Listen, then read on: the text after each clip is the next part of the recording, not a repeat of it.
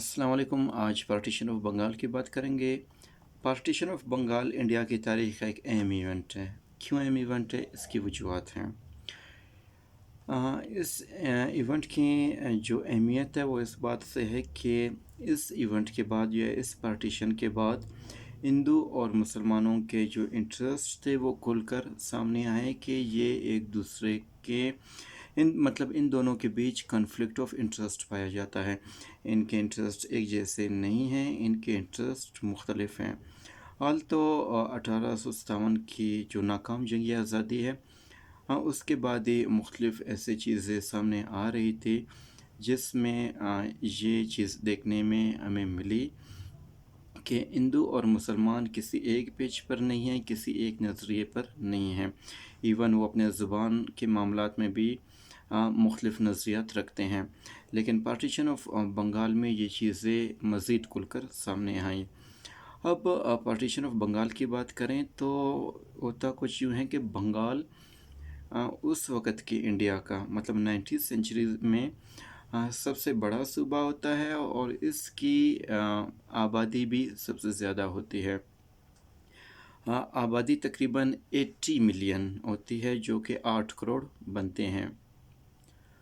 और इसमें इशू ये था कि इसको एक ब्रिटिश ऑफिसर जिसको लेफ्टिनेंट गवर्नर कहा जाता था, उसके ज़रिए पूरे प्रोविंस को कंट्रोल करने की कोशिश की जाती थी।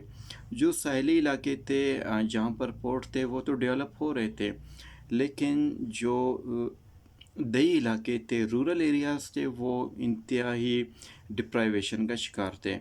वहाँ क्राइम रेट बहुत ज़्यादा था, वहाँ अनएम्प्लॉयमेंट बहुत ज़्यादा था और वहाँ पर लैंडलॉर्ड्स, कैपिटलिस्ट का की एक अपनी दुनिया थी, उनका एक अपना राज था। और इस पूरे जो सरमायादाराना निज़ाम में, जागीरदाराना निज़ाम में जो तबका नीचे धकेला जा रहा था वो दो तबके थे। एक एक अछूत हिंदू थे, जो कि जिनको अनटचेबल कहा जाता है, और दूसरे मुसलमान थे। मुसलमान चूँकि ये ओवरऑल 80 मिलियन पॉपुलेशन में माइनॉरिटी में ही शुमार होते थे, इसलिए उनके ज़मीनों पे भी कब्ज़ा किया जाता था और उनसे मज़दूरों जैसे काम लिया जाता था। यूँ समझें कि यूनाइटेड बंगाल में मुसलमानों की असर रसूख ना होने के बराबर थी। लेकिन ये वो वजह नहीं था जिसकी वजह से अंग्रेज़ों ने बंगाल को तक़सीम करने की ख्वाहिश का इज़हार किया या उन्होंने तक़सीम किया। अंग्रेज़ तो बंगाल को इसलिए तक़सीम कर रहे थे क्योंकि वो उनसे सँभाला ही नहीं जा रहा था। बहुत बड़ा सूबा था और अब तक जितने भी लेफ्टिनेंट गवर्नर वहाँ तैनात हो चुके थे, उनमें से किसी ने भी पूरे बंगाल का विज़िट नहीं किया था और उन्होंने ऑलरेडी प्रपोज़ल भेजे थे कि इसको तक़सीम किया जाए, लेकिन उनकी बात को ज़्यादा अहमियत नहीं दी गई थी। जब लॉर्ड कर्ज़न इंडिया के वाइसराय बनते हैं तो वो ख़ुद फ़ैसला करते हैं कि वो बंगाल का विज़िट करेंगे। जब वो बंगाल का विज़िट करते हैं, मुकम्मल बंगाल का विज़िट वो तब भी नहीं कर पाते, लेकिन वो एक वसी एरिया देख पाते हैं और जिसके बाद वो ये फ़ैसला करते हैं, वो इस नतीजे पर पहुंचते हैं कि बंगाल की पार्टीशन इंतहाई ज़रूरी है। लिहाजा फ़रवरी 1905 में वो एक प्रपोज़ल भेजते हैं स्टेट सेक्रेटरी ऑफ स्टेट को, जिनका नाम था मिस्टर जॉन ब्रॉडरिच। और ये लेटर जब सेक्रेटरी ऑफ स्टेट को मिलता है तो वो तकरीबन जून 1905 में इसको ऑथोराइज़ करते हैं। फिर सितंबर 1905 में प्रोक्लेमेशन हो जाता है, ऐलान कर दिया जाता है कि बंगाल की पार्टीशन की जाएगी और फाइनली अक्टूबर 1905 में बंगाल की पार्टीशन की जाती है। बंगाल का मैं पहले कह चुका हूँ कि जो पॉपुलेशन था वो 80 मिलियन था, जो कि 8 करोड़ बनते हैं। और जब इसके अगर एरिया की बात करें तो ये 1,89,000 स्क्वायर माइल्स पर मुश्तमिल था, मतलब एक बहुत बड़ा जोग्राफ़ी था।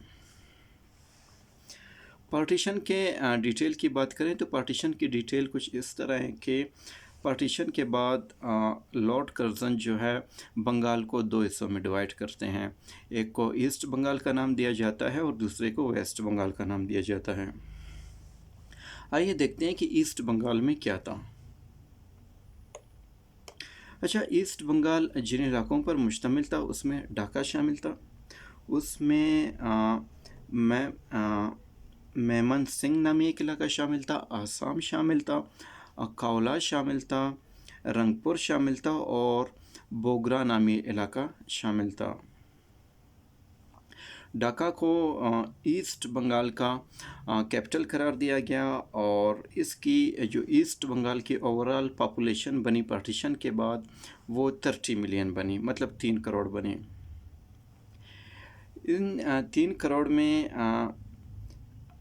18 ملین مطلب 18 ملین جو تھے مطلب 1 کروڑ 80 لاکھ مسلمان تھے، جبکہ 12 ملین یعنی 1 کروڑ 20 لاکھ ہندو تھے۔ مطلب اس طرح مسلمان جو ہے ایسٹ بنگال میں ایک میجورٹی کے طور پر سامنے آئے، اور پارٹیشن کی وجہ سے مسلمان جو کہ ڈپرائیویشن کا شکار تھے، محکوم تھے، ایک ہی رات میں نوٹیفیکیشن کے بعد جب ایسٹ بنگال بنا تو وہ راتوں رات میجورٹی میں ٹرانسفر ہو گئے۔ تو اس بات کا ہندوؤں کو جو کہ ایسٹ بنگال میں تھے ان کو بہت زیادہ دکھ تھا۔ اب ویسٹ بنگال کی بات کریں۔ ویسٹ بنگال میں بہار، اڑیسہ اور کلکتہ شامل تھے اور اس کی پاپولیشن 54 ملین تھی، اور اس 54 ملین میں 42 ملین ہندو تھے اور کوئی 12 ملین مسلمان تھے۔ مطلب مسلمان ویسٹ بنگال میں انتہائی کم تعداد میں تھے اور کلیئرلی مائنورٹی میں تھے، اور ویسٹ بنگال میں پارٹیشن کے بعد ہندوؤں کی میجورٹی ہوئی اور ایسٹ بنگال میں مسلمانوں کی۔ اب ریئیکشن کی بات کرتے ہیں کہ ریئیکشن کیا ہوا۔ اب ظاہر ہے اتنا بڑا فیصلہ ہوا ہے تو ریئیکشن بھی نیچرل تھا، اور جن کی مونوپلی کمپرومائز ہوئی ان کو تو خاموش نہیں رہنا تھا۔ اینی ہاؤ اگر مسلمانوں کی بات کریں تو مسلمان بہت زیادہ خوش تھے، وہ راتوں رات میجورٹی میں کنورٹ ہو گئے تھے اور پورا ایک صوبہ ان کے ہاتھ میں آ چکا تھا۔ مطلب اوورال مسلمان بہت زیادہ خوش تھے۔ اچھا، اس لیکچر کو اگر آپ ٹیکسٹ فارم میں دیکھنا چاہتے ہیں تو www.amirnotes.com پر جا کر آپ پورے ایک سالو پیپر بھی دیکھ سکتے ہیں۔ تو مسلمانوں کو ایک یہ فائدہ ملا کہ جو بنگالی زبان تھا جو مسلمان بولتے تھے، اس کے لٹریچر اور لینگویج کو پروموٹ ہونے کا موقع ملا، اور لینگویج کو پارٹیشن کے بعد بہت فائدہ ہوا، اس پر کام ہونے لگا۔ مسلمان سوشلی، اکنومیکلی اور ایجوکیشنلی آگے بڑھتے چلے گئے صرف ایک پارٹیشن کی وجہ سے، اور مختلف جو یہ سیکٹرز تھے معاشرے کے، ان میں ان کا انفلوئنس بڑھ گیا اور کاروبار میں بھی ان کا انفلوئنس کافی بڑھ چکا تھا۔ اور ڈھاکہ مسلمانوں کے لیے ایک پولیٹیکل ہب بن چکا تھا، اور مسلمانوں کے پولیٹیکل ایکٹیویٹیز یہاں پر ہونے لگے تھے، اور جس سے مسلمانوں کو پولیٹیکلی ایڈوانس ہونے کا موقع بھی ملا تھا۔ زیادہ تر گورنمنٹ کے جو بلڈنگز تھے وہ ڈھاکہ میں تھے، اور عدالتیں بھی جو کورٹس تھے وہ بھی ڈھاکہ میں تھے۔ تو مسلمانوں کو ان گورنمنٹ انسٹیٹیوشن سے بھی بہت فائدہ ملا، اور ان میں ان ہونے کا پہلے سے بہت زیادہ موقع ملا، چونکہ وہ میجورٹی میں تھے، اور جہاں پر کوئی میجورٹی رہتا ہے تو ان کے لیے مواقع زیادہ ہوتے ہیں، تو مسلمان نو ڈاؤٹ بہت فائدے میں تھے۔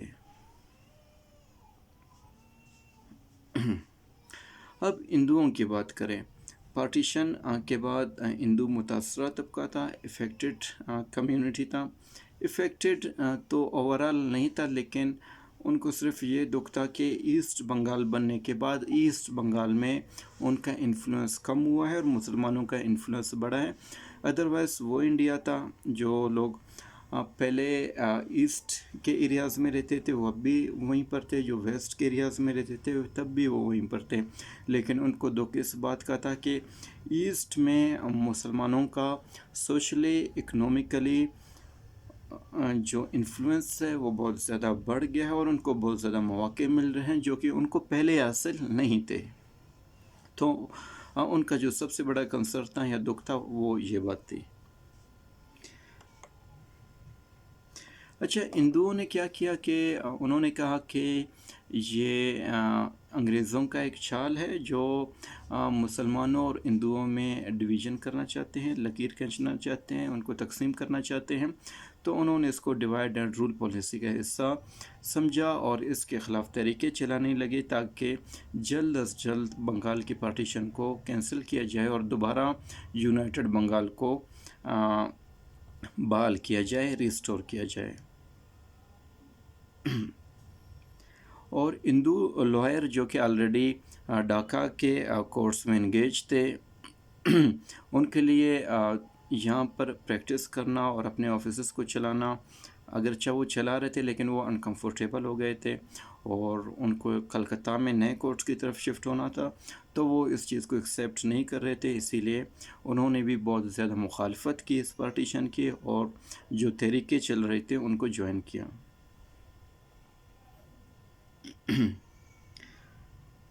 اور ہندوؤں کے اگر لینڈ لارڈس کی بات کریں یا ان کے ٹریڈرز کی بات کریں اور ان کی کیپٹلسٹ کی بات کریں تو ان کا کنٹرول ایسٹ بنگال میں ان مسلمانوں پر ختم ہو چکا تھا جن کو انہوں نے دبا رکھا تھا اور جن کو یہ مزدوروں کی طرح ٹریٹ کرتے تھے. اب ان کا ان پر اثر کم ہو چکا تھا اور ان کی اپنی جو ایک طاقت تھی، ایک جاگیر تھی، ان کو اس پر بھی خطرہ محسوس ہو رہا تھا کہ ان کے لیے پہلے جیسے آئیڈیل حالات نہیں رہے کہ وہ مائنورٹیز کو دبا سکتے تھے.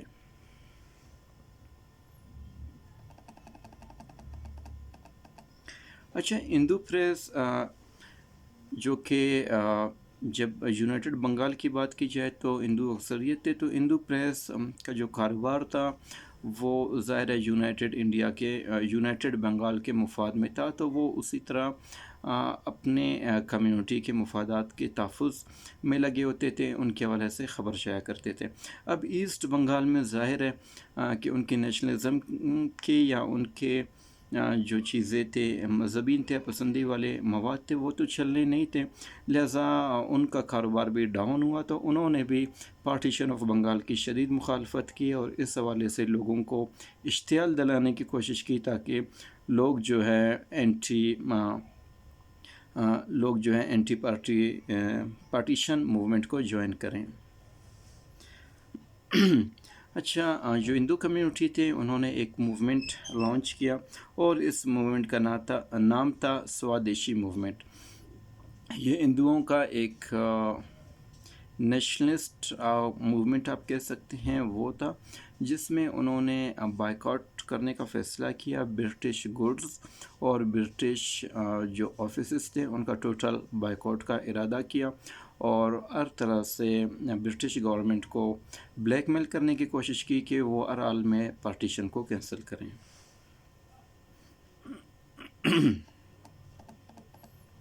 اس کے علاوہ بندے ماترم ہندوؤں کا ایک نیشنل سانگ ہے. نیشنل سے زیادہ اس میں ریلیجیس اثرات بھی ہیں اور اس میں ایسے الفاظ بھی موجود ہیں جس میں مسلمانوں کی حوصلہ شکنی کی جائے، ان کو شرمندہ کرنے کی کوشش کی جائے، ایسے الفاظ بھی شامل تھے. اور انہوں نے بندے ماترم کو خوب پروموٹ کیا اور ہندوؤں کو خوب اشتعال دلانے کی کوشش کی تاکہ وہ بھرپور طرح سے سوادیش موومنٹ میں حصہ لیں اور پارٹیشن آف بنگال کی مخالفت کریں. اس کے علاوہ ظاہر ہے ایک لوگوں میں اشتعال تھا، پولیٹیکل اشتعال تھا، ریلیجیس اشتعال تھا اور ہندو تعداد میں زیادہ بھی تھے، تو انہوں نے کافی جو سرکاری عمارتیں تھے ان کو بھی کافی نقصان پہنچایا، ان کو سبوتاج کیا. تو اس طرح ہندوؤں کی طرف سے ایک شدید قسم کا ریئیکشن آیا اور یہ ریئیکشن تقریباً 1905 سے 1911 تک چلتا رہا اور 6 سال تک ہندوؤں کی یہ موومنٹ چلتی رہی اور بالآخر برٹش گورنمنٹ کو ان کے آگے گھٹنے ٹیکنے پڑے اور 12 دسمبر 1911 کو دہلی دربار میں جارج فائیو نے پارٹیشن آف بنگال کے کینسل ہونے کا اعلان کرتے ہوئے بنگال کو دوبارہ ایک صوبہ کی حیثیت سے بحال کر دیا۔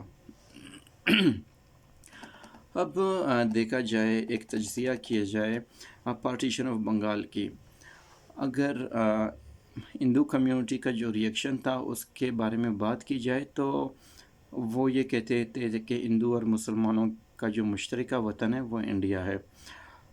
اب اگر انڈیا دونوں ہندو اور مسلمانوں دونوں کے لیے ان کا وطن تھا، ان کا ملک تھا، تو ان کو اس بات سے کیا ایشو تھا کہ اگر ایسٹ بنگال بننے کے بعد مسلمانوں کو کچھ فائدہ ملتا، ان کو سرکاری آفیسز میں ان کو زیادہ اپروچ ملتا، ان کو ڈھاکہ پورٹ سے کیا کہتے ہیں بزنس ٹریڈ کے ذریعے زیادہ فائدہ ہوتا، ان کو کلچرل، پولیٹیکل، سوشل اور اکنومیکل بینیفٹس جو پارٹیشن کی وجہ سے مل رہے تھے، تو جب مسلمان ان کے بھائی تھے، ان کے ملک کے لوگ تھے، تو ان کو کیا ایشو تھا کہ اگر مسلمان بھی کچھ ترقی کر لیتے۔ تو یہاں پر مسلمانوں نے ریلائز کر لیا کہ جو سر سید احمد خان کا 2 نیشن تھیوری تھا، جس کا کانسیپٹ انہوں نے دیا تھا، وہ واقعی ٹھیک تھا کہ واقعی ہندو اور مسلمانوں کے جو کنفلکٹس ہیں، جو انٹرسٹ ہیں، وہ الگ نوعیت کے ہیں، یہ ایک دوسرے کے ساتھ نہیں رہ سکتے، اور یہ ایک دوسرے، ان کو دو الگ قوم، دو الگ نیشن کنسیڈر کرنا ہی چاہیے۔ پھر اس آئیڈیا کو مزید تقویت ملی، طاقت ملی، اور بعد میں مسلمانوں کے جو پولیٹیکل اسٹرگل شروع ہوئے وہ بھی 2 نیشن تھیوری کے بیس پر ہونے لگے۔ تو اس حوالے سے پارٹیشن آف بنگال انتہائی اہم ہے، کیونکہ اس کے بعد مسلمانوں میں جو 2 نیشن تھیوری کا کنسیپٹ تھا وہ خوب پروموٹ ہوا، اور مسلم لیگ بھی اسی طرح وقت کے ساتھ ساتھ طاقتور ہوتا گیا، اور یہ اسٹرگل بعد میں پاکستان کی شکل میں سامنے آیا۔ تو دوستوں، یہ آج کا پارٹیشن آف بنگال کا ٹاپک تھا۔ آئندہ کسی اور ٹاپک کے ساتھ آپ کی خدمت میں دوبارہ پیش ہوں گے۔ اگر آپ کو یہ ویڈیو اچھی لگی ہے تو چینل کو سبسکرائب کریں، تاکہ مزید جب نئے ویڈیوز اپلوڈ ہوں گے ان کے نوٹیفیکیشن آپ کو ٹائملی ملے۔ Thank you.